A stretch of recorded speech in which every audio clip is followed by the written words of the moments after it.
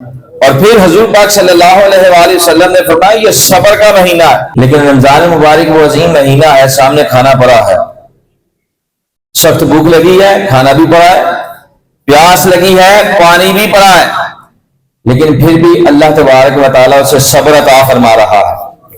ایک بھائی میرے ساتھ کام کرتے ہیں، مجھے کہتے ہیں میری ڈیوٹی رات کی کر دیں تاکہ میں دن کو سویا رہوں اور سوئے ہوئے دن نکل جائے۔ میں نے کہا نہیں، ڈیوٹی وہی رہے گی، لیکن یہ بات یاد رکھو جب رمضان مبارک کا مہینہ آتا ہے تو روزے رکھنے کی توفیق بھی خود رب کائنات عطا فرماتا ہے۔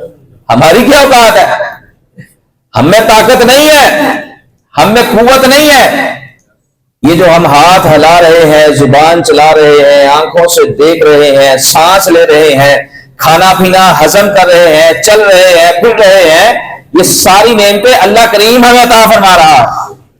ہمارا ذاتی کوئی کمال نہیں، یہ قوت اس نے دی ہے تو ہم یہ کام کر رہے ہیں، لیکن جن کے پاس قوت نہیں ہے یا جن سے وہ واپس چلے جاتا ہے ان کا حال پوچھ، پھر قدر آتی ہے۔ تو یاد رکھیں روزے رکھنے میں ہمارا کوئی کمال نہیں ہے، روزے رکھنے میں رب کائنات ایک تو ہمیں توفیق عطا فرما رہا ہے، دوسرا قوت اور طاقت بھی وہی عطا فرما رہا ہے۔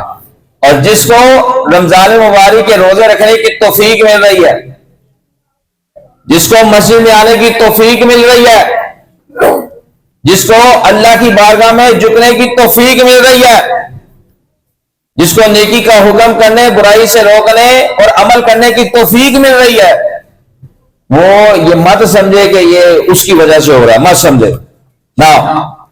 کوئی نیکی کا کام کر رہا ہے، کوئی برائی سے روک رہا ہے، کوئی نماز پڑھ رہا ہے، کوئی قرآن مجید کی تلاوت کر رہا ہے، کوئی ذکر و اذکار کر رہا ہے، جو بھی نیک عمل کر رہا ہے اس کو یہ سمجھنا چاہیے یہ اللہ توفیق عطا فرما رہا ہے اور مجھ پر خصوصی فضل بھی فرما رہا ہے، کیوں اس کے فضل کے بغیر بندہ کچھ نہیں کر سکتا، فضل اسی کا۔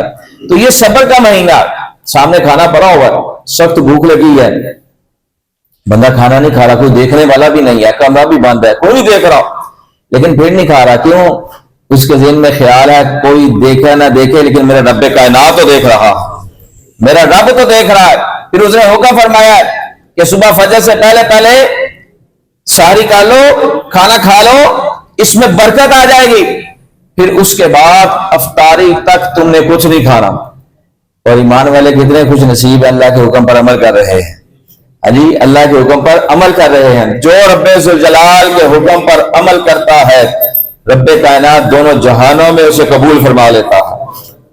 تو حضور پاک صلی اللہ علیہ وآلہ وسلم فرماتے ہیں یہ صبر کا مہینہ، اور صبر کا ثواب کیا ہے؟ آقا علیہ الصلوۃ والسلام فرماتے ہیں صبر کا ثواب یہ جنت ہے۔